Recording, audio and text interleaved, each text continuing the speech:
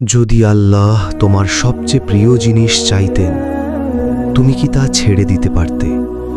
এক মুহূর্তের জন্য ভাবো। ঠিক এমন একটি পরীক্ষার মধ্য দিয়েই গিয়েছিলেন হযরত ইব্রাহিম আলাইহিসসালাম। দীর্ঘদিন সন্তান না থাকার পর আল্লাহ তাকে দান করেছিলেন হযরত ইসমাঈল আলাইহিসসালামকে। প্রিয় সন্তান, হৃদয়ের সবচেয়ে বড় ভালোবাসা। কিন্তু একদিন আল্লাহ তাকে এমন একটি আদেশ দিলেন যা কোনো বাবার জন্য সহজ না। স্বপ্নে তিনি দেখলেন তিনি তার সন্তানকে কুরবানি করছেন। এটি ছিল আল্লাহর আদেশ।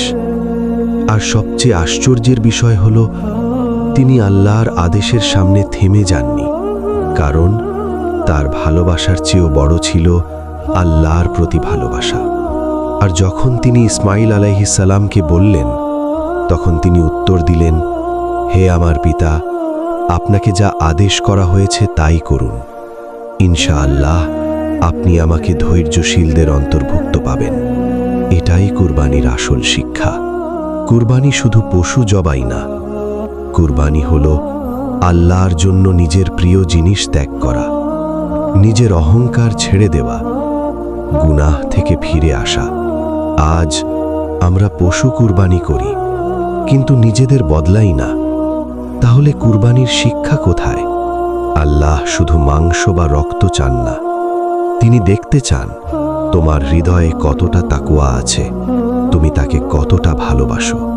হয়তো আজ আল্লাহ তোমার কাছ থেকে অন্য কিছু চান, একটি গুনাহ ছেড়ে দেওয়া, একটি হারাম সম্পর্ক ছেড়ে দেওয়া, নামাজে ফিরে আসা। এটাই তোমার কুরবানি। তাই এই ঈদুল আজহায় শুধু পশু কুরবানি না, নিজেকেও বদলানোর নিয়ত করো। হয়তো এই ঈদই তোমার জীবনের নতুন শুরু হবে। হে আল্লাহ, আমাদের কুরবানি কবুল করুন, আমাদের হৃদয়ে তাকওয়া দান করুন। আমিন।